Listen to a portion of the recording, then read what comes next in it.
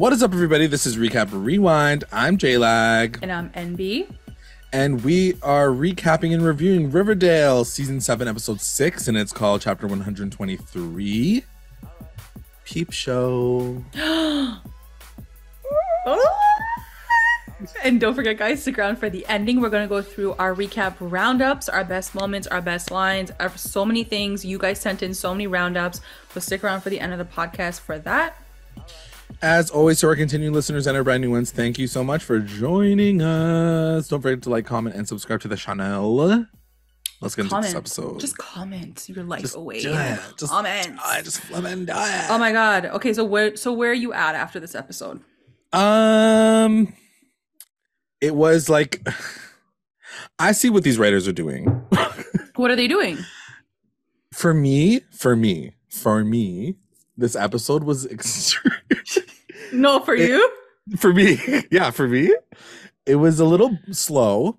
Okay, yeah. In my opinion. I felt like it was a little, it had a lot more lull moments where I was like, okay. A lot of random scenes that like we just like get into and then we cut out, and I'm just like, okay, I didn't need that. Like, we'll talk about it as we go through the episode, but then they like obviously like carefully put some really major moments in this episode. Like huge.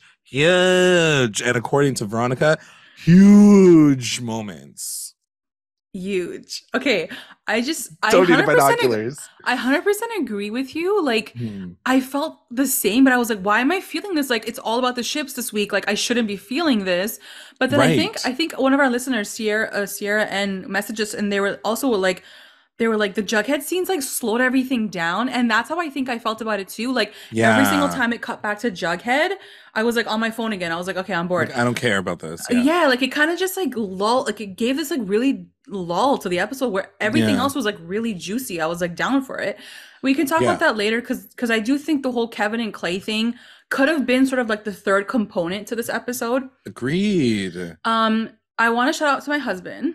Who literally like so me and J-Lag can never watch Riverdale like live because we're in Canada and it streams the next day for us. So after 7 seasons of this show, on the last season, my husband finds a way, and I'm not going to get into details of what it is, but basically he was able to find me the live cable stream of the CW with Riverdale. So I was on my little couch last night with my little snacks, and I was literally watching Riverdale live. Like no lag, nothing. No lag. And I was like live tweeting with people, and I was like, this is what it feels like in the final season. So shout out to my husband for setting that up for me. I was so excited. But yeah, I definitely agree with you in terms of the episode, and I do feel like something was definitely missing. And I think Kevin and Clay's could have been that third component to this episode, and maybe Jughead should have taken a step back, you know? Agreed, 100%. Yeah. So let's get into the episode. Starts off with Jughead realizing that I forget what he says, but he basically says something about how like the comics after that whole like op-ed piece became like is demonized by the town. He uses a big word, and I couldn't look it up because it was like French or something. I just couldn't. I was like, forget about it.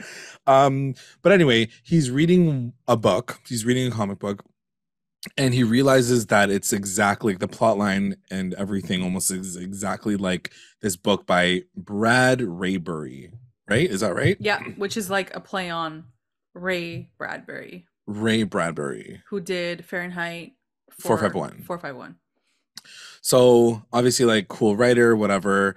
And then he goes to talk to his boss at Pep Comics about this book called November County.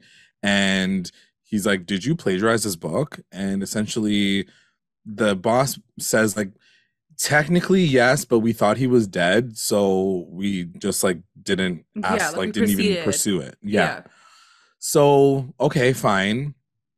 At this point in time, I was like, okay, where are they going with this story? Yeah, like, same. Like, did not even care. No. Who's Bradbury? Like Brad Rayberry to me. We're like, talking about plagiarism right now. This is like we've done this. Like, I feel like we've been here before. But not even like if we've done this. Like, who cares? Like, I don't care. I don't care about fucking plagiarism on a fake comic book and a fake book. Like, in a fake parallel universe. Like, I don't care about legal shit right now. I just didn't care. Like, so far removed No, from actually, like you were like saying. I was on my phone the second it went to Jughead's story. I was like, Like okay. that. Even in the live version, you're like, Yeah. no, Because it I'm was always checking after out. commercials, so I was like, no, no. That's probably why they did it. They're like, no one's gonna watch this anyway. Yeah. Anyways, so then it cuts to Frank and Archie in the garage. And Oh again, my Frank, god. oh my God, another waste conversation. So Ugh. Frank basically is like, what's going on with you? Like, I've done an assessment of like what's been going on. You just like, your grades have been shitty. You haven't been helping at home. And he ends up like, Archie ends up going and talking to his mom and like apologizing essentially Mhm. after this conversation Like, with Frank. sorry for being the worst like Son child ever. ever. Like he was so hard on himself. I I'm was like, like, damn, doesn't sound like it was that bad. Like you like missed a few like what did he plates, do? like didn't wash the dishes one day. Like, I don't Yeah. know. Um I think this is when Frank, I don't know if remember if it's now or later, but who cares? Frank essentially says like Archie needs to be the man of the house. Like after his Yeah. dad died, this is what he wanted you to do. So like you better step your game up. Like you are Right. the man of the house now. And Archie's like, okay, Like I'm what does only that mean? I'm 17, still a but sure. kid though. Like Exactly. Then it cuts to, and let's talk about it really quickly since we're already here. yeah. But like Frank being this person in his life, like how did you feel about it? I Tell don't me. know. Like, I get where Frank's coming from too. Like, this is your brother's kid. Like, you do want to step in and be like, "Are you? You're clearly not doing good. Like, you need a bit more discipline." Like, I understand that, especially in that time. Like, it was very. They were very strict. Like, parents were very like on your ass. Yeah, The way that the episode ends, I did like it. Like, so he annoyed the f out of me the entire time, like but then at the Frank, end, how we see Mary be like, "Bro, just step back for a the second. step Like, back. it's Yeah, my kid." So I was really happy that they kind of like resolved it like in that way. And right. even later on when we do see like Archie coming back to play basketball, like Frank looks happy that like he stepped up, you know? And so Right. I think by the end I was okay with it, but he was just annoying this whole time. And I also like in the original, I want to call it the original series, Yeah. like Frank comes in because he was like on the run and like he ran away from the army and like he was like a militia Yeah. person or whatever. This Frank, like, why are you at your brother's like house? Like, what does he do with Maybe his we'll learn life? more about it. Maybe there'll be like an Alice storyline. Yeah, I guess, but like, do you care? Like, No, I I really don't. don't. The, I the way he really was, don't. the way he was introduced, I was just like, okay, like, what are you doing here, Frank? Like, why are you Yeah. even involved in this Not storyline? every original timeline storyline needs to be brought into this one. And Yeah, instead of wasting time talking about Frank once again, you could have been developing Clay as a character who we yeah, haven't even seen a smidgen of yet. Like, I want to know more yeah. about this kid, and like, you're not even talking about him. Like, Maybe he'll get like a dedicated I hope episode. so. I really Yeah. hope so. So anyway, so he goes and apologizes to his mom. The next morning, Betty sees Archie getting dressed through the window. He's wearing like just a towel, and she's like, like into it. And then no, that's not when he like closes the windows. But anyway, he's changing. She gets excited, and then Yeah. she's like, work. Um, Cuts to Riverdale High, and Betty, right off the top to Veronica in the locker rooms, is, girl, what's sex like? What's sex? Like, just right off Veronica's the like, top. and I knew this was gonna happen. So Veronica's like, damn, Betty. And then she's like, well, actually, like, I never had sex before. I was like, I'm a I virgin, knew yeah. that you were gonna say that. Like, it's You acting little like sneaky sneak. it's a sneaky, and it's like you acted like you're like this big shot, like Yeah. experience, like girly, Girl, you and don't it's know like, nothing. girl, Yeah. So she does say like the best way to feel sexy is to like wear some loved lingerie it. I and loved get it. cute. And I was like, cool. Yeah. I Love love the this way they idea. went with this. Like they For truly sure. like they honored it so well, and like it was so appropriate. Because I was like, Yeah. wait, is she gonna talk about like pleasuring yourself? Like I didn't know where they were Right. gonna go. And then she's like, Right. it just like makes you feel sexy and like confident. And like in that time where like you just wore like, very conservative like outfits, like this is a Right. really big deal, right? Like Yeah. it's hard for us to understand that now with like how we dress nowadays, but at that time it was probably like a huge thing. For sure. So she says, like, come over to my place after school and we'll play with some lingerie and you can like get sexy and like get comfortable with it. Yeah. Cool. She's like, you could wear my lingerie. I was like, I don't know I'm if like, I would wear my friend's lingerie. Did you wash it? Like, what's the deal here? So then it cuts to Tony and Cheryl in the library. Yeah. Cheryl returns the book that she read, the cost of pepper or whatever it was. And she asks how the book was. She's like, what did you think of the book? And right like in the beginning, Cheryl's like, yeah, like it was just like a book about like love or whatever. Like she's trying to like play it off as like it's not really that serious. And Tony goes on to say, well, why don't we go to the dark room and like talk a little bit more about it and talk about these like this relationship that the book is all about. And Cheryl says, no, I'm so sorry. I have cheerleading tryouts. And Tony's ears kind of perk up because she's like, okay, like what's that all about? The Vixens, et cetera, et cetera.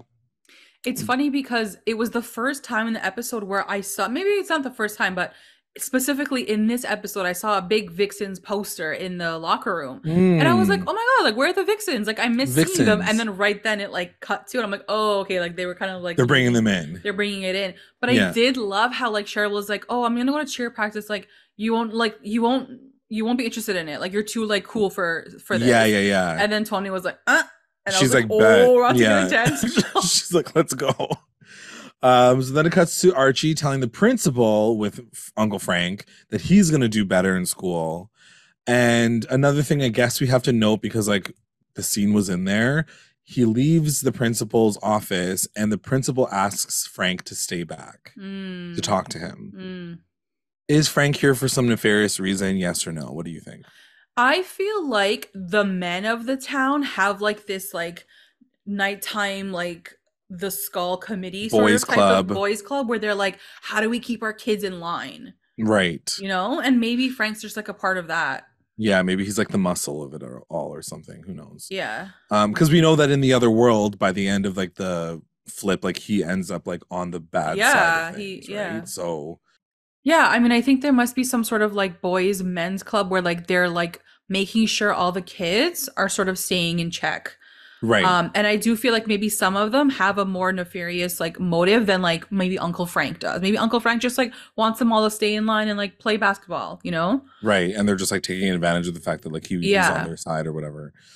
Anyway, we'll see if that pops up, but like it doesn't show up at later in the episode, so I wanted to bring it up now because I'm like, okay, I guess Frank is going to be around for a little bit longer, and like something's going to happen with him and the principal and blah blah blah. Then it cuts to cheer practice. Cheer practice starts, and everything's looking cute. Can we just talk about that dumb bitch, Evelyn Evernever? Like, I was so shocked to see her. I was like, why are you even here? Why are you here, girl? What is happening? I know. So she's in the Vixens, I guess, in this world. Yeah. I did not need to see her again. No, they're just like using the same actors. They're like, come back to set. I mean, I guess it's kind of cute to shout out to like, you know, past seasons or whatever. Fine. Yeah. But she has the same name. I wonder if she's like an actual character from the series. I think she is. I think it's a different, like she played a different role. Maybe it was more like this role versus like being a part of a cult. A cult. Like, yeah, exactly. Anyway. So I even wrote down, Evelyn, what are you doing here, girl? Yeah. You don't even go here. You don't even go here. So they're holding auditions. Tony walks in and Cheryl's like, ah! Like she like just saw Jesus. She was like, yeah, like oogling at her. Tony's doing her like cheer dance and it's the same thing that happened at the dark room where like all the lights go down and like Cheryl's like by herself alone and she's watching her like dance. Isolated, and she's just like, she's so hornified. Like she's so hornified for her. I'm like, we get it. Like she loves Tony. Like she's obsessed with her. And Tony's just like dee, whatever. And it keeps like the lights and like the whoosh. It like again, it like cuts to like her butt and then like her back and like all these like close-up shots and Cheryl's like and her like and Tony's like looking at her like it was cute. It was just cute. Like directly in her eyes. Anyway, and you can already tell like Evelyn's like not cool with what's happening. She's like, what's going on here? Yeah, she's like, so then it cuts to the Andrews residence and they're having dinner and Frank is like, you should be on the basketball team. And Archie says like, I'm out of practice. I haven't joined the basketball team since the beginning of school year. I don't want to do this. And even his mom is kind of like, but you loved basketball. Like you loved doing it with your dad. Like what happened? And Archie just like plainly says like, I don't want to do it. Like he doesn't say it in this moment. He went from like 100 to 0. Like he was like, I'm going to be the water boy. I was like, yeah. Why? But well, that's the thing. And then Frank is like, okay, well then if you're not going to be on the team, then you have to be the water boy. And Right. you have to But it's like like, do why all don't you that just be on the stuff. team? Like, you're not that bad. And then the entire time, like Archie's like, oh, fuck. Like he's just Yeah. like upset about it. Well, we find out why he doesn't want to play basketball later, but so I thought that was really cute. But anyway, we'll talk about that in a minute. Mm. Cut to the Pembroke, and Betty's coming out with her lingerie, and Veronica's like, "Girl, She's like, yes, how do I look? How do I look? yeah." And like Veronica's like living for her, but Betty is like not happy. She's like very self-conscious about it, and she even brings her in front of like the mirror, and she like She's tries like, to make look her at feel yourself. You're beautiful. beautiful. Yeah, look You at know, her one thing I did body. really, really appreciate that not at any point in this episode did Veronica or Betty or anyone say your body looks amazing or you're so sexy and you're like it wasn't about the body, right? Like, and I It was like that about loving your it's about body. loving yourself, loving your body, loving your skin, like loving who you are and being confident Hmm. with that at whatever that looks like. And True. I really did notice that they never said that. They never said, wow, your body looks banging. Like they never did that. And I Yeah, really appreciate that because in this culture, we know, you know, how dangerous that tone can be. And I for do sure. think the writers specifically did avoid using those words in these moments. Yeah, it was like very like specifically like you said, like Like your celebrate your confidence. body, feel Yeah. confident in your body and what you look like. Yeah. Yeah, And I that's a did really good love call that. out. Yeah, Um, can I ask you one thing? And I feel like we've talked about this maybe like once or twice in the entire yeah. series. Do you ever see a let's be honest moment between Veronica and Betty? I don't think I see like an like honest to goodness, let's be honest Yeah. moment. Like first episode of this entire series, we saw them kiss Mm. and like in cheer, and Hmm. we were all like, "What?" And now, like I don't know, years later, like I don't think that they're ever gonna get there with Like they'll never them. be a ship. I mean, we're already done. It's like the last season, whatever. But Yeah, like, they're never gonna do a ship. yeah. I don't think they're ever gonna do it. No, no, I don't think no, so. no. I think it's just like I wish that was the case. I wish that they could like make them even bi characters, so then there was a possibility that that could happen, but like no. I think It's that time has passed. Like if they were gonna yeah. play with that little flame, it would have happened like many Yeah. seasons ago. Having said that, I freaking love them together in this I episode. do. I I missed know. B and V B&V. so much. And like we Yeah. got so much of that this episode. And Yeah. especially in this timeline, we haven't really seen them like have a tight relationship like they do in the other timeline. So For this was sure. really starting the foundation of like what will hopefully be a really strong friendship. But y'all know people were looking when Veronica was smiling when she shouldn't have been smiling. So let's see what Keeping an happens. eye. Oh, let's talk about that after. Anyway, so then it cuts to Jughead and he goes to visit the author. He like tells him everything. He's like, "You're being plagiarized by the Pep He's Comics. so So extra. unnecessary. Go home and Why go are you sleep in doing your car. this? Like, go away." Like, I don't know what he's doing. Unless this is gonna come back into play later on and like No, for sure it is. They wouldn't place this whole annoying, I hope useless story so. in if it didn't have anything to do with what's happening later. I still, even after the episode ended, have no effing clue what they're gonna try to say with him, like even being involved in with this author. Like, Yeah, is this no, just I like don't get the it. origin story of Jughead writing the comics, and that's like that is why he's Yeah. doing it? I don't know. Like, this is all a part of his like path and journey to Mm, becoming like an official comic book writer. I don't know. mm. Because even what happens later is like really fucking stupid Yeah. too. So I don't get it.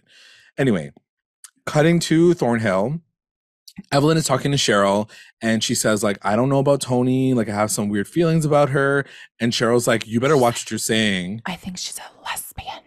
She's a lessie. She's a lessie." And I was And like, Cheryl's "Oh, like, God." what? Yeah. Like, Cheryl's like, no. yeah, she's like, "No, she's not." She's like, "Get that word out of your mouth." Like, she's not saying that. Like, you better leave right now. I'm gonna go watch my television show, and like, you're not invited to stay. So Evelyn's obviously like, "Okay, what the fuck?" And then it cuts to the dark room, and Tony is talking to Lizzo, her friend Lizzo, Lizzo. not Lizzo, Lizzo, Lizzo. who's also a Lizzo, I guess. Lizzo the Lizzo. Like, like not us bullying this character. I didn't realize that was her name. I didn't even know. Lizzo. She's like, "Hey, Lizzo." Anyway, so she's talking. She's talking to her friend, and she's saying how like she's the first black Oh my cheerleader, and I was like, "True, win, True. Like, hello. huge. That was huge. That's massive." Like, just like dropped the little bomb, and we're like, oh snap, that's amazing. Like that in itself is great. I And love then that she said that. Lizzo's obviously like, oh well, you're doing it for this cherry bomb girl, whatever.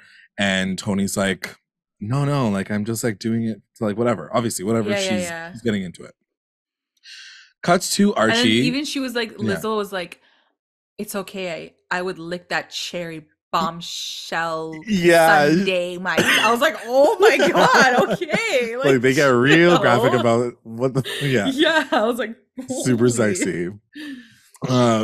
And then Tony's like the entire time she's like I know. That's what I'm doing. What do you think I'm doing right now, girl? Oh my God. So then it cuts to Archie, and he gets to his garage, and his car is missing. Turns out that Frank took it, and he's like, once your grades are up, you're gonna get your car back, but you can like take the bus or like walk. Or take a bike or something. Take your bike, yeah. And Archie's just like, what the fuck? Because wasn't his car gone anyways? Like Mary took it from him basically, right? No, well, she said you're not allowed to drive it. She never took it away from him. True, he just drove it and then he just drove it anyway. Yeah.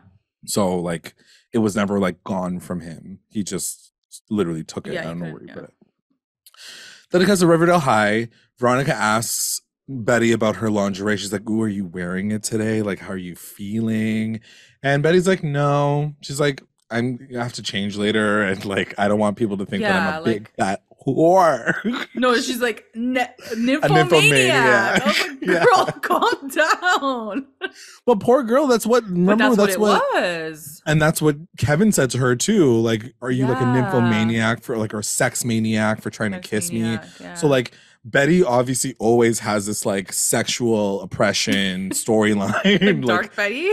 Dark Betty like pushed into her. Maybe that is the origin story of Dark Betty. The fact that she has like sexually oppressed. No, like actually, and I love that Lily Reinhart like demanded that she never play Dark Betty ever again. Did she really? Yeah, we talked about this. Oh my God. She was like, I'm done. Like she's like, wrap it up. Like I'm not down for the Dark Betty thing. Like, no. That's so funny. So anyway, Betty says that she's not wearing the lingerie, and Veronica asks Betty who she can hook her up with to like get her into the gig. Yeah. And Betty's super cute, and she's like, I do have somebody on my mind. His name's Archie. You know Archie? And Veronica's like, oh, yeah, I know. Oh, that guy. Him. I know that D. The one that got away. Got it. So in this moment, I guess this is the beginning of like that, what I guess our commenters were saying, which is, does it start here where Veronica starts to realize like, oh snap, I missed out on Archie. I want to get in on that business. So like, did you notice that in this moment? No, it's interesting because last 2 episodes, we don't really get Veronica and Archie, right? Like it's no. Right. Like to me, it seemed like Veronica, I mean, she was with Jughead. She's gone. She was with Jughead too. Like her focus was on Jughead. So there was even no inkling along the way where she was still thinking about Archie. We're innately maybe assuming that because we understand the entire like folklore, but like it didn't. And then in this moment, she kind of like looked twice and she was like, "Oh yeah, that guy." But I do feel like she just thought that she had shot her shot and like it wasn't gonna happen, and it didn't work out. Yeah. Not that she was still gonna like pursue it, you know? Like she was trying to like jump in there while Betty's like trying to hook up with him too. Yeah, I didn't take that from this moment. Okay. I feel anyway. So she's like, okay, cool. Archie, let's do it. Yeah, let's do it. He's like, he's actually in the lounge right now, like go and do it right now. So Betty gets the confidence to go and ask him. She sits down in the lounge and he's like, I don't know, like eating a sandwich or something. And she asks him to the movies. But Archie basically says like, I'm so sorry, I can't. My Uncle Frank is being a fucking dick right now and I can't go anywhere. And it sucked because Archie like earnestly, like you can see in his face, he's like, so I actually would love to come with you, but I just can't because my uncle's being a douche. And Betty, the next scene is Betty crying, assuming that he like lied to her. First of all, I hate when guys are like this. They're like, oh my God, I would love to, but I can't. Yeah, like, I'm not going to do that. Yeah. Like, I can't. I would love to, but like maybe like later. Yeah, but I felt I felt horrible for him. I felt sorry for both of them. Like, I felt sorry for her too because she thinks that he's obviously lying. And Yeah. Veronica does talk her down, and she's like, but maybe he wasn't lying. Maybe he needs to get his like family in Okay, can order. we talk about this? Let's talk about this, right? Yeah. So in that moment when she's sitting on the couch with Archie, Betty and Archie, and Yeah. Veronica's like over like she's listening to it. And when he says that he can't take her, Right. Veronica smiles.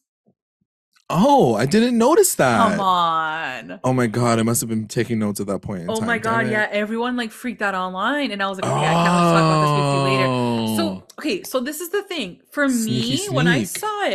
saw it, I took it as, and then maybe this is the way that they wanted to kind of leave it open ended, but the way I saw it when he said that, like, like the smile was almost there even before he said that. So like maybe she was just like smiling, like, because she's happy that like Like Betty's I'm hooking doing him up. it. Yeah, Yeah, like it's like we're happening. Like, oh my matching. God, like they're actually talking, like she's asking him.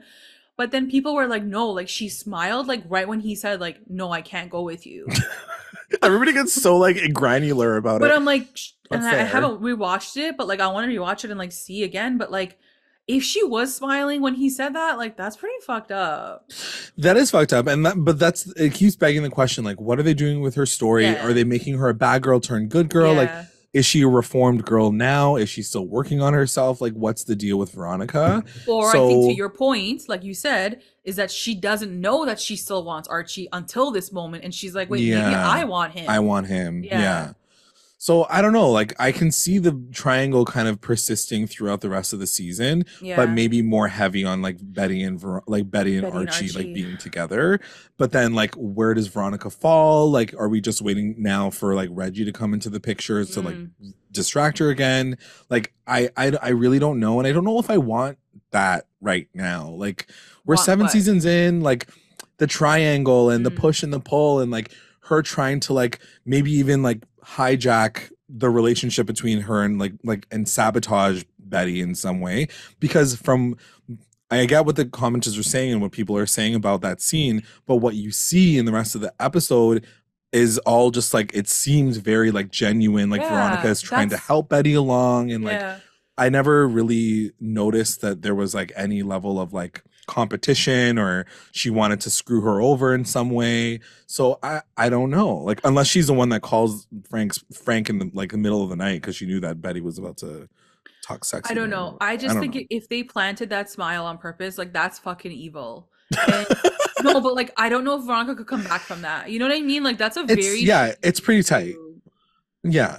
So yeah. I don't know. We'll see. We'll see what happens. We'll see how it shakes down. I think the triangle always has to be there a little bit.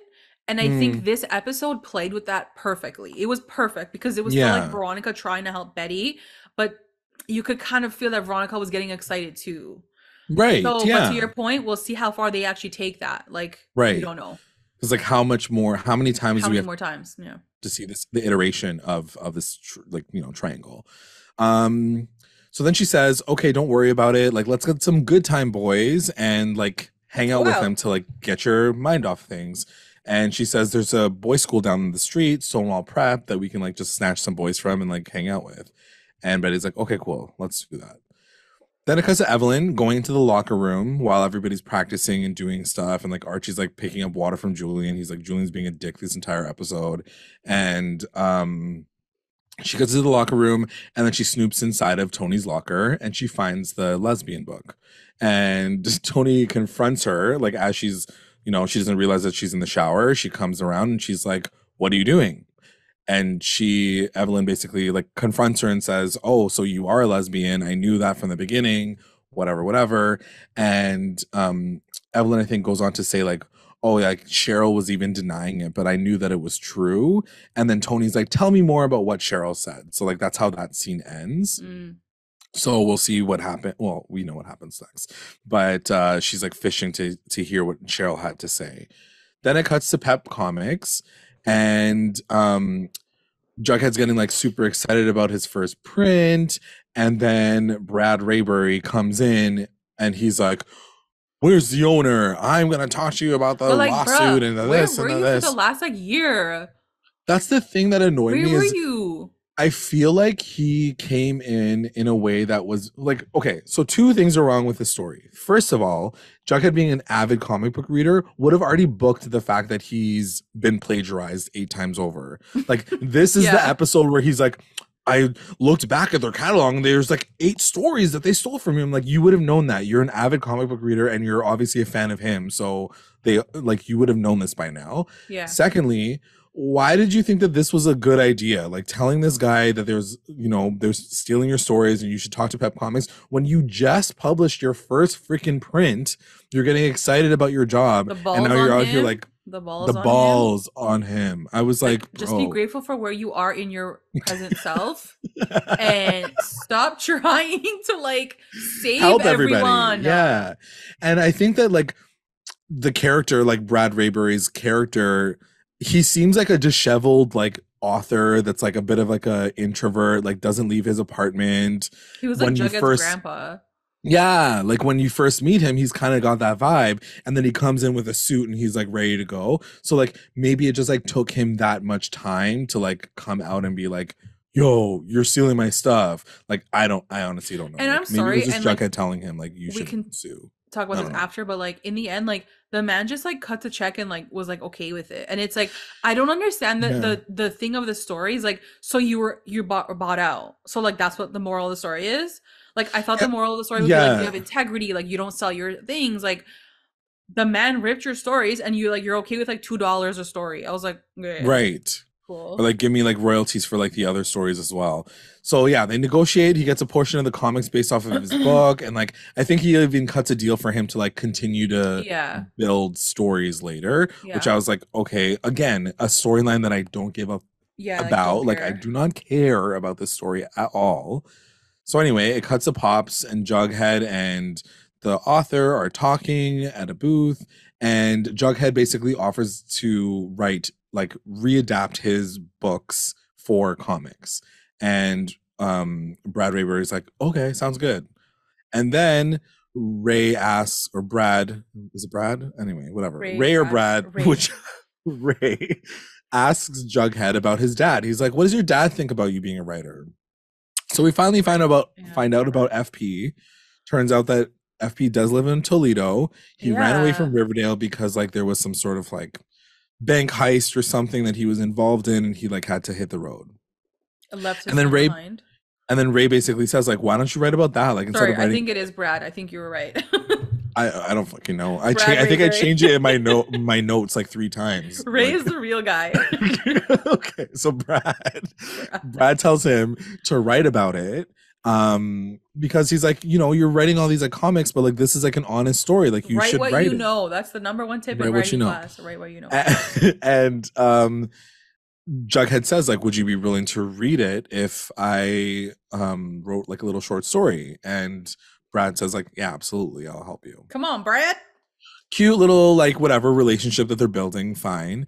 Then it cuts to Riverdale High, and Archie's cleaning up in the gym, and you see him like pick up one of the basketballs, and he's about to like shoot the hoop, and he decides that he doesn't want to, and then he puts it back down. So like Archie's obviously going through some mental ish. Then it cuts to Jughead typing. He's looking at this photoshopped ass picture of FP on a motorcycle. They like found like the 19 like their Photoshop skills kill me every time. I just like you can see the pixel change like around his face. Like we get it. And it was a black and white. You think that it'd make it easier to do that. Y'all couldn't fix that. Oh my god. I was dying. So he's looking at the picture, he's writing this story. Then it cuts to the Andrews residence, and Frank keeps piling onto poor Archie. He basically says, Archie, I got you a job at Pops. You're going to pump gas now. So tight. Archie has to pump gas. Cool. Then it cuts to Riverdale High.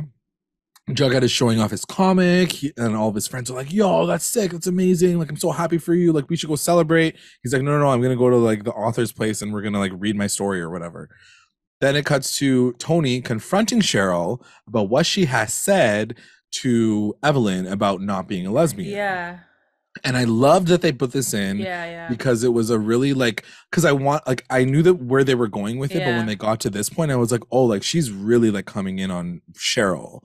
I don't know if it was enough of a reason for This her to had to like happen. walk away from her, because like Tony's like, after this, I'm done. Like, you lied about me, I'm done. I'm like, I feel like she just like doesn't know what the fuck she's doing. Like, I think the problem that I Yeah. had with this particular scene was like Cheryl's coming into this like not really understanding her own sexuality, and Tony's coming in hot, like literally hot, and she's proud of who she is. So she tells Cheryl's like, I'm proud of who I am. I don't need to lie to anybody. I don't need you to lie for me. Like, I'm happy with who I am. And Don't Cheryl's put literally, me in a box. don't put me in a box. And Cheryl basically is like, sorry, like I didn't know. Like I was trying to protect I you. was trying to Like, protect you. And she even like when she came into the like conversation, she thought that she did something right by like lying about him. 100%. He was like, I did this, girl. Like, and now Evelyn's gonna Like, not don't worry, bother I you got your back. anymore. And she's like, no, like, don't lie Like, for no, me. she's like, She's don't fucking lie. like, don't Yeah. lie. Don't put me in a box. And I was like, she's not putting Censor you in a yourself. box, but like, Yeah, like relax. so, Okay. like, calm down. But like, I also understand too. But I like, get you it. can't Yeah. expect Cheryl to like know all of that. Like, she's barely even like recognizing she what she she likes. just got there in like this last Yeah. sentence, like the last sentence she says to Tony, she's like, I'm gay. Like, she, So like what I did really like about this scene was that Tony walks away. Like, I was really waiting for yeah, her to do that because, and I've heard this before. I feel like you've told me this too. Like, sometimes, like, as a gay man, like, you were like, it's hard to date someone who's not completely out of the closet or like 100%. hasn't fully come to terms with that part of themselves, right? Yeah, And it's yeah, kind of like in this moment where like Tony is so advanced and she's so ahead, and there's only so much she can do. And after a for certain point, she's sure. like, I'm out. Like, you still can't come to terms. Like, I can't waste my time Like, anymore. yeah, And yeah, so yeah, I needed Tony to say that because I was like, why is she still sticking around at this point? Like, she should be yeah, dipping. And she tries to leave, and then Cheryl obviously like kind of pulls her back in. for So sure. Totally fair. And Cheryl, so that's how she pulls her in. She says, I'm into girls, I'm a lesbian. And then she says that she's into Tony. And then Tony's like, do you think or do you know that you're do you into me? know? She like makes her confirm it. And she's like, no, I know I like you. And Tony says, to your point, she goes, like, we're finally getting somewhere. I think that's like the last sentence that she has with her. And to your point, it's true. Like, when you've developed yourself on a like your sexual identity, and someone is like literally like a newborn, You're like like just coming behind. out of the closet, like it's so hard to like make that connection. So for her to say like, now we're finally getting somewhere, like this is their starting point. Like A this hundred is percent. their starting point. And Cheryl has such a long way to go to develop herself. Yeah. So like it's such an interesting dynamic to see like Tony has the patience. And it was similar to like last, like in like the original series too. Mm. Like Tony was kind of always kind of like into her, she Pushing already knew more. herself, Yeah. and she was always pushing down, and Cheryl had to kind of like come to terms with it, deal with her mom, get escape from a fucking psych ward or whatever. So like Cheryl's had to deal with it in such a traumatic way that seeing her again kind of deal with it while Tony's there like pushing her slowly, like egging her on, and knowing that Tony's willing to do that again in Yeah. this like Definitely. 1950s world. I'm excited to see like what they're gonna do with their relationship now. Yeah, and I don't know if it happens in this moment where like Tony explains, like, this also sort of lends to the fact that like, who is Tony? Where did she come from? What family does she come from? How is she so Hmm. open with herself? How is she so confident in her sexuality? Like, Yeah.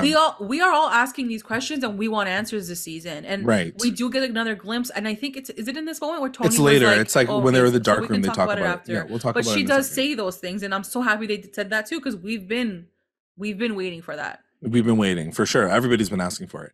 So then it cuts to Mr. Raybury's house. And did you notice that it's the same set as Jughead's old place in the other timeline? Like, No, I didn't I'm notice. pretty I probably sure, wasn't like, watching. what wasn't even looking at the screen. You're just like, cool. I was So like, Jughead? Cool. anyway, moving on.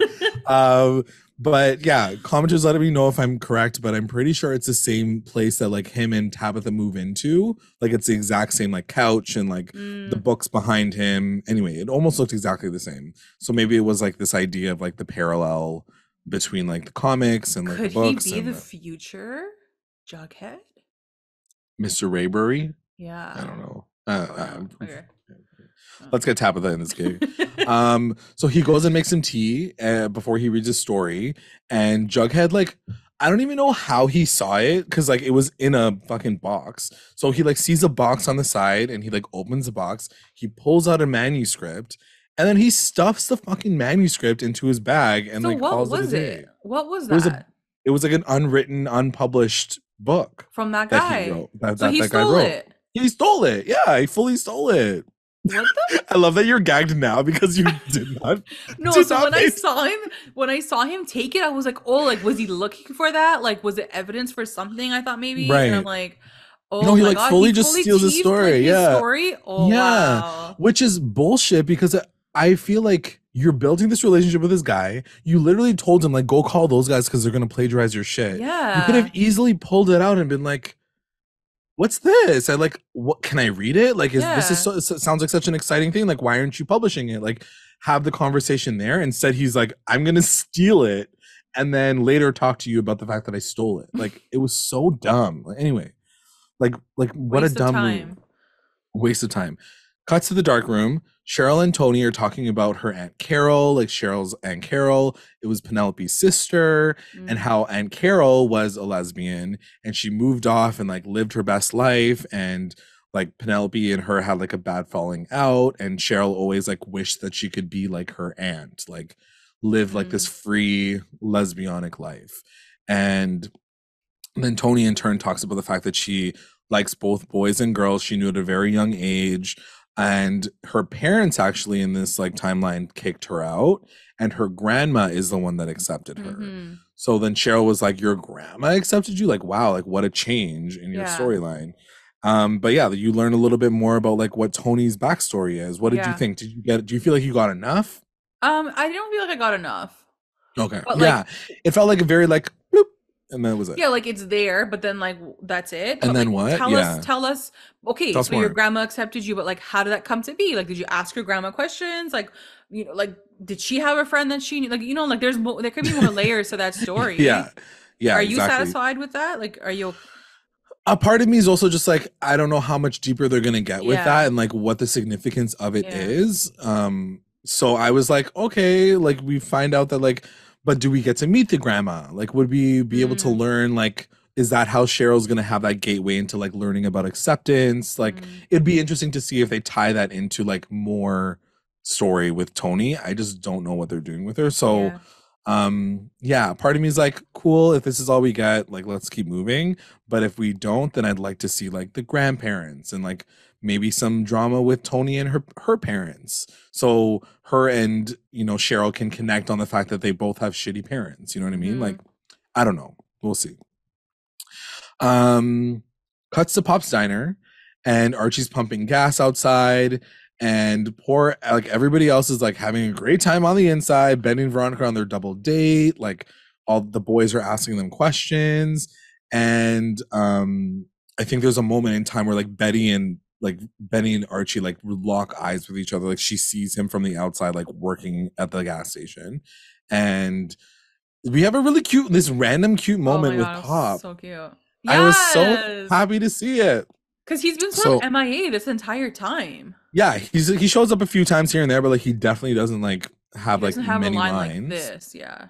So Pop goes outside and he brings Archie a coffee, and he talks about his dad, and he says that he was like a true hero for what he did, like fighting in the army. And they're skirting around the fact that like he died during the war, but like Mm, I loved like the way that Pop like really just made it about like living the memory of your dad being such a great yeah. person. And Archie obviously like felt like some way Because I about think it. he Like was it like, was "Oh, really Archie, nice. like I remember watching your dad play like basketball." Like he kind Mm. of like tied it to that, and Yeah, then he just makes yeah, him feel real good about like everything, it and I was was so like, that's freaking a cute cute. I was moment. like, Yeah. "Pop." It's like, Pops, I love you. Then it cuts to Jughead reading this fucking manuscript, whatever. It's called the Jupiter Journals, and he's like obsessed. He's like, I couldn't put the book down. I was like, nobody cares, Jughead. Like, stop cutting to him. So then it cuts to Riverdale High, and Betty and Veronica talk about getting like Betty's like groove. Like, what is she gonna do to like get into it with Archie? So that night, when they're on this date, like this double date, she's just Yeah. looking out the window and she's looking at Archie. Like Yeah, she she's like over doesn't it. care She's about the okay. guy. She's just wants Archie, and Archie's looking back at her. He's like looking Yeah. through the window and like staring at. So we know something is coming, and I did like Yeah. that they made it a mutual thing. It wasn't just like Betty looking out the window Like at obsessed with Archie. him. You know? Yeah, yeah. Yeah. And then she says that like having nighttime conversations with people are a great way to um like have a good deeper connection with people. Like if you're able to call each other in the middle of the night, then you can have this like secret cute little moment. And then like Betty says like, "Oh, but he doesn't even have a phone in his room, so like I can't call him in the middle of the night and like have like, these gab sessions forever." And I don't know how it comes up, but essentially like Yeah. Betty's like, yeah, but like I see like, or she asks like, how do you know what his room looks like, or how do you know that he doesn't have a phone? And she's like, well, I can see his room from my room. Yeah. And then she was like, what? She got so excited. She was like, say less. Like, what? Tell me more. Like, what Can I come over? She's like, I'm on my way right now. Veronica's literally like, I want to see, like, let's like set something up for tonight. Like, I want to see. She even asked, like, when does the show start? Like, fucking Like, Veronica when do is I get horrified. tickets? Sold out concert. No intermission. No intermission. We're not stopping. No, these bitches But- are so crazy. Like, Yeah. you're Veronica gonna especially. She's spy- like, do it. like Yeah. if you're gonna spy on your neighbor who's a meter apart from your window, the least you could do is be like incognito. They were like Incognito. Get some camo. Yeah. they're like up against the seriously. glass, like looking. Dead. Oh my god. It was so funny. Oh man. So anyway, she's excited. They're like, let's go do this. Then it comes to Archie in the lounge. And Julian again, he always pokes with like the dead dad thing, which Yeah, which I is like. pretty I'm just fucked like, bro, fuck you. Like, So get he a gets into a needle. fight with Julian because he basically says And like, oh, I you're not even on the missed- team. I missed seeing Archie punch someone. Yeah. Yeah. Get violent. Let's get Yeah. violent, bro. Violent. So this is when he gets called into the principal's office. Frank comes in. He's like, oh, let me go. Like, I heard what happened. Like, I'll go Yeah. talk to Archie. And then Mary literally says, like, bro, this is my son. Like, I You need know to do what? this. Like, It's my back kid. off. Step the I'm like, fuck away. well, you I was didn't have a like, "Thank problem you." calling him into town to deal with your fucking son. So, like, Mary, maybe choose a side. Like, do you want to be a parent actively, or do you want to fucking get Frank to help out? Like, I don't know. So anyway, whatever. Mary comes in and they have a conversation in a second. Before that, Vixen practice is happening. Cheryl changes the lineup, and Evelyn Evernever is like, I'm always on the top. What the fuck? Like, what's happening here? And Cheryl's like, well, I'm the boss, so like you can either leave or you can stay. And then there's like this cute, funny moment where she's like, fine, I'll stay. Fine, I'll stay. Yeah, And like then, where else are you gonna go, bitch? Yeah, you don't have no choices. This is This is Ichirocracy. the only show that you're on. Yeah. Barely. Seriously. Then it cuts to the Andrews residence, and this is when Archie essentially tells Mary, like, I loved basketball. It was like the thing with dad, and Mhm. you know, he loved basketball too. And he just like misses him now that he's gone. He's like, I wanted to start playing again, and every single time I picked up that basketball, it just made me remember him. It made me remember like our memories together. It made me think about the fact that like he's never going to be in my games. Like, it was a really No, sad this made me moment. legit cry. Like this made me really So like sad. emotional, and I was like looking at Archie as like this boy, and I'm like, you know, this is a really traumatic thing to go through For for sure. anyone, but for Yeah. a young boy in high school who like he doesn't have siblings, it's just him and his mom, like his dad was his best Right. friend. Getting over a parent's death that young is a very, very hard thing Absolutely. to deal with. And the fact that he's Yeah. still semi-normal right now is pretty impressive. Mhm. I don't think people realize that like that can change the course of your life, really. For sure. For sure. You know?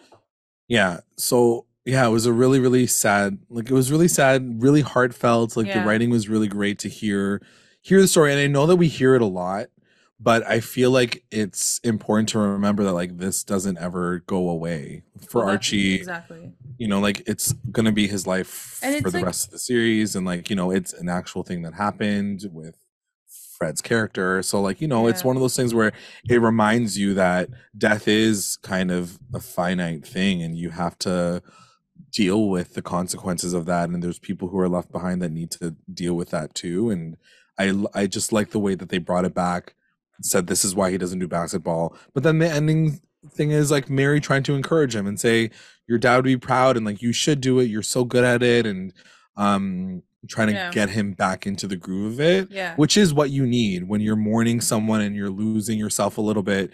That is what you need in your life, is people to continue to push you to say like, keep living and keep doing your thing, bro, you know? Yeah. So shout out to Mary Andrews.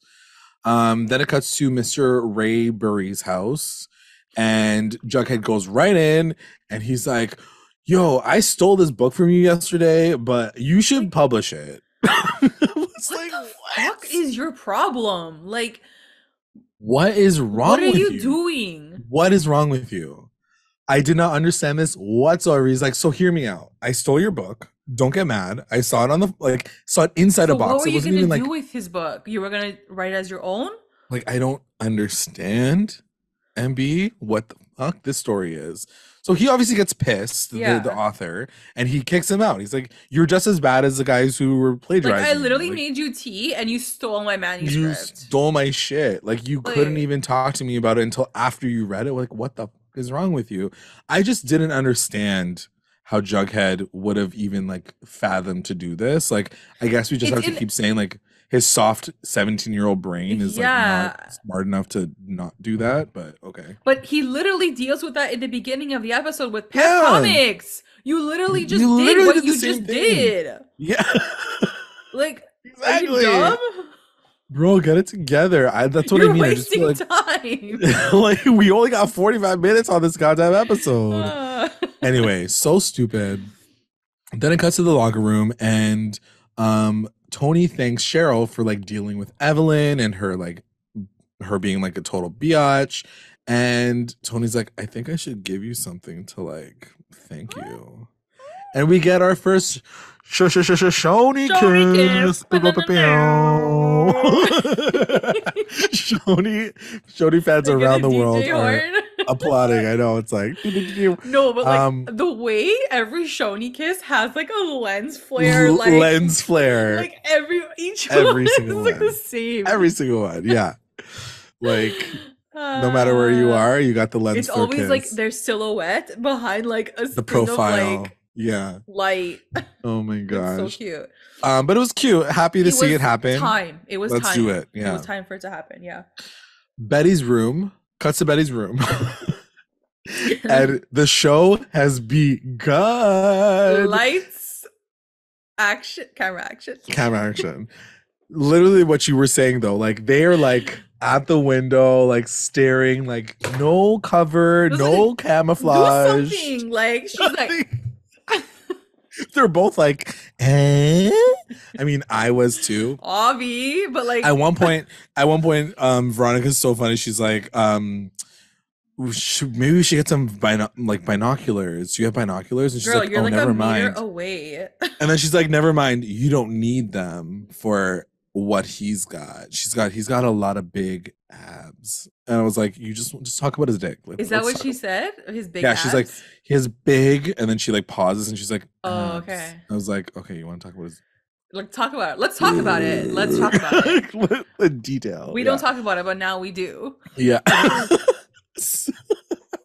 So they're gawking, whatever, and then of course Archie like sees them like at the window. They jump down, and then Betty's basically mortified. She's like, "Oh so, my god, I'm gonna be like a peeping Patty or something." Did you think that he saw them? I did, because they were not slick at all. All you see are like a black hair and blonde hair. Yeah, exactly. The internet connection wasn't synced up. But yeah, it was it's Archie, right? So I was like, he probably didn't see. Maybe he's stupid. An idiot. Yeah. But like the annoying thing is like we know that like that is his only line of sight in his room. Like he sees directly. That's all. There's not even a tree that's covering. No branch. So no shrubbery. Nothing. They could have at least turned the lights off in their room, so like he didn't see. I'm telling you, these girls are dumb. They don't know how to Snoopy scoop Like, on put some anybody drapes on your window and then like go around the drape and at go least. around. They're just like, Blackout curtains. Like, do something. He's not gonna be able to see your eyeballs like from the corner. Anyway, these girls were obviously very, very thirsty. Had to do what they they had to didn't think do to about like it. see the view. Then it cuts to Riverdale the next morning, and Veronica and Betty Oh my are God. talking I at the walk. died at this. I died. He was So like, Veronica's back is like turned yeah, facing Betty, and Betty's yes, talking to Veronica. yeah. And they're just like What did they talking. say? They're just like, oh God, like, did he see anything? Like, whatever. And then he Yeah. comes up to them. No, but like Veronica's like mid sentence, she was saying, what was she saying? She's like, oh, but like Archie's abs or something, and then he's like, and she's Yeah. like, She's like, hello. oh, Nice to see you. it's you. And he does say, like, he says, can I talk to you like privately, Betty? And as Veronica's leaving, she's like, Archie, keep up the good work. I was like, Yeah. you horny little Yeah. girly. Like, what the hell is happening here? So she leaves, and then Betty or He Archie basically wastes says, no like, time. yeah, it doesn't waste any time. He's like, girl, I saw you. He's I like, saw you and Veronica. Betty. I was like, looking at oh me." shit. Called out right away. I loved it. I loved it. And then he's So like, cute. you know, I've been so busy with this stuff, but like I always end up in my bedroom. And you know, like we can both end up in our bedrooms at the same time, and we can like look at each other if you want to. I was like, dude, horny the for way them. I know the way this all sort of like escalated to that, like I was like, and then what? And he kept saying, he's like, I'm excited. He's like, I'm so excited. I'm excited. I'm really excited. Betty, I'm really excited. Yeah, he's like, bro, I'm excited. I'm gonna go to school right now. Like, I'm gonna go. And then she says, I'm gonna be wearing something special. And then he said, I'm really excited. He like, literally had to walk away like books on his crotch. Yeah. Like he had to push that. He had to flip that somewhere else. You know. So he's like, I'll meet you at midnight. But the episode, because I looked at my clock, you know, because I'm on my phone, and I could see that it was like 9:56, and I'm like, yeah, don't give me no 30 seconds of this damn window scene. Like, I want 5 full minutes. The full vibe, yeah. We got 20 seconds. And it was mixed in with like 2 other stupid, annoying things. So basketball team, Archie's ready to play basketball. Cool. He's like in the basketball team, and Frank, who I guess is the coach, which I didn't realize. I know that. He's the coach, and he's like, yeah, you're on the team. Cool. And Julian's like, what the fuck? So whatever. He's on the team. Cool. Then it cuts to the secretary bringing Jughead's comic to the psychologist. She basically rats out Jughead, saying, one of our students is now a writer at Pep Comics. Like, he's a problem. Once again, I do not care, and I don't think I ever will care about the storyline, to be honest. Like, no, because nothing like, even happens to Jughead. So, like, what does it matter? Nothing in my soul cares about this story whatsoever. You know? And I do feel like it has some foundation to do with like the origin story of Riverdale and like the story of like Archie Comics and how it all came to be and why Jughead is the narrator. But like, this is not some Hodor moment, okay? Like, they're trying to like build you with this like like this is what's happening, the echo, and then you finally get to the final moment. You're like, oh my god, this is why we found out about the author and the plagiarism. Like, it's not gonna blow my mind. No. I know that for a fact right in this moment. It's not gonna blow my mind. So you know your shit. I'm just gonna watch. I'm gonna keep watching because the one thing that they kept me watching for was the final scene, which is Peep, showy.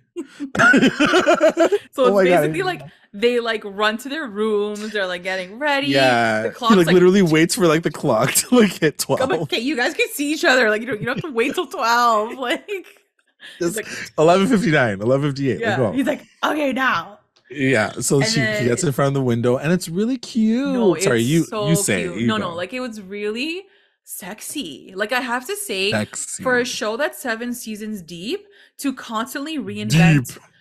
Sorry. 7 seasons long. To reinvent yourself.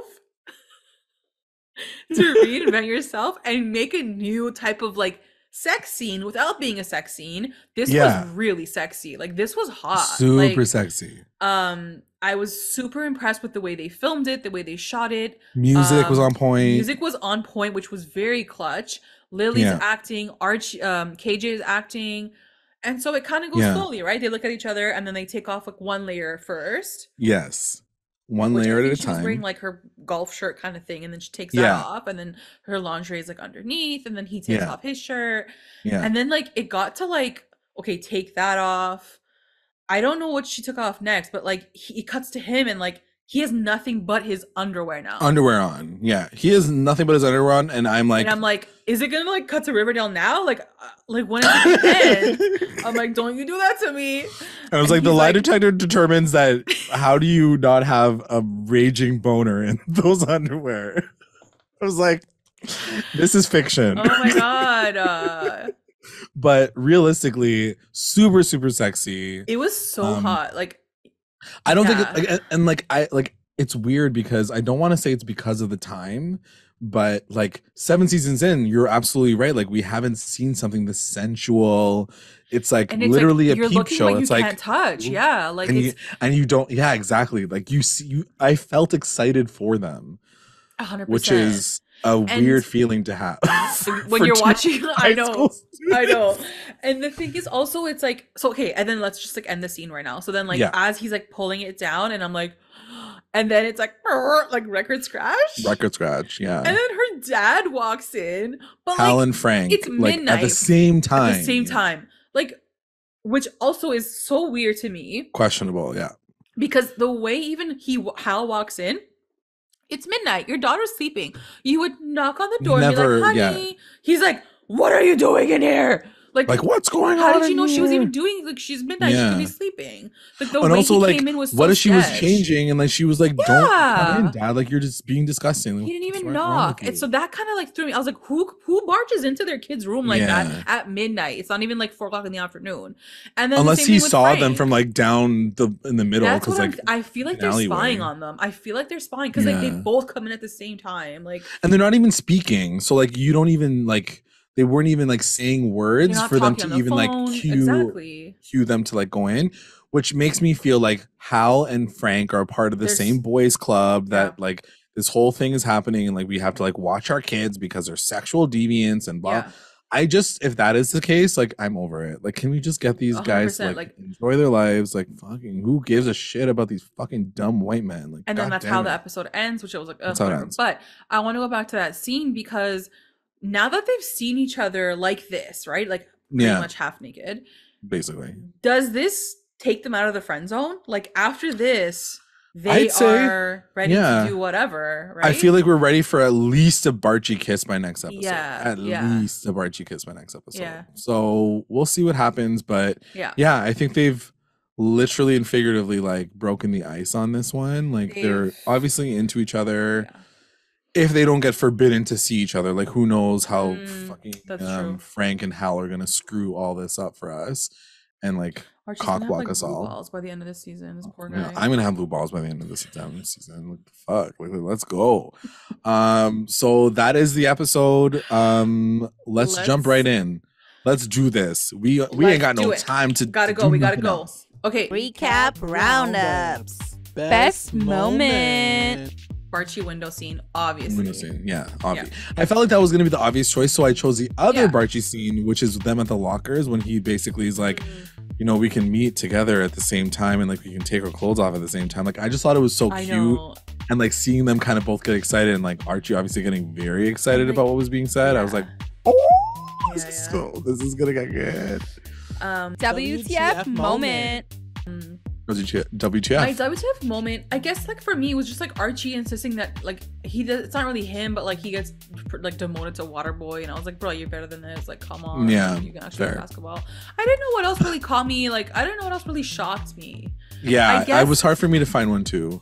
Like, I guess if it is true, the Veronica smile, that would be another W. If that's true, we don't know. If that's true, unconfirmed information. My WTF moment is Jughead taking the manuscript, because I was like, bro, you know better than this. Like, what is wrong with you? Why would you even do that? Like, it didn't make any fucking sense to me. So that's why I think it's like totally WTF. MVP. My MVP is gonna go to Cheryl. Mm. You know, I think Tony was the obvious choice too, so I didn't want to choose Tony, but I would say that Cheryl, she just gave me so many different feelings in this episode. Like a from range. trying to protect Tony in her own way that she only knows how is to lie for her, Yes, and is then to lie sort of for her, discovering yeah. that like no, lying isn't it's not the answer. It's not the answer. I love that. That's such a good line. Yeah, so I like that she was like learning that, you know. Yeah, I loved it. Yeah, She definitely had a good like learning episode. yeah. My MVP, oddly enough, is Veronica, and it's likely because I never saw that look. Like I gotta go back and watch that scene again because I did not see it whatsoever. My MVP is Veronica. I know that sounds weird, but it's basically like I didn't see that scene where people were talking about her like looking and lurking or whatever. So maybe it's different like once you see it that way. But I love the fact that she was like rooting for Betty and she was like doing the damn thing. I thought she was really funny this episode, like trying to like oogle at Archie. Like I don't know, I had fun with Veronica this episode, and I thought that she played a good wingwoman. She played the for, role, for Betty. Totally. LVP. My LVP is gonna have to go to Frank, his mustache, and I would say Brad Rayberry because Brad Rayberry. Rayberry. I just didn't understand like Who are you? Who are you? Why are you here? Why do I care about your storyline? Like I just did not like it. Unnecessary information. My LVP is going to Uncle Frank. Like, why are you here? Nobody needs you. Nobody needs your mustache. Like, I'm done. Yeah. The best line. What was your best line? My best line, I don't have the exact line, but it's when Veronica says, like, when does the curtain go up? Or, like, whatever, how she says it about the pizza. Oh, yeah. Yeah. The curtain call. I was like, oh my God, that was cute. I liked it. She's so excited. Sexy. Mine is from Tony when when Cheryl finally tells her, like, I'm into you. She says, finally, we're getting somewhere. And I feel like all CHONI fans were like, yes, that is our diary. Finally, we're getting somewhere. It's happening to me. Okay, let's do our... All right, let's just get into our listener roundups. Okay. We have at CHONI5 on it. Oh, she must have loved this episode. Okay. Best moment. Cheryl finally learning to accept her sexuality. Tony slow-mo dance. Cheryl telling Evelyn to fuck off. And CHONI first kiss. So all the CHONI scenes are her best moments. Tony. WTF. Window scene interruption. MVP. CHONI, of course. LVP. Boring, useless Frank. Jughead storyline. Not gonna lie, Jughead scenes could have gone to BARCHIE. Ooh. I think this is a new person here. At Zephron's Ninja. Best moment, the last scene where BARCHIE stripped for each other. WTF moment, Jughead stealing Mr. Rayberry's story when Rayberry isn't looking. MVP, BARCHIE. LVP, Julian for continuing to be an asshole. Best line, Betty, I'm excited. I'm really excited. I'm real excited. Oh, really?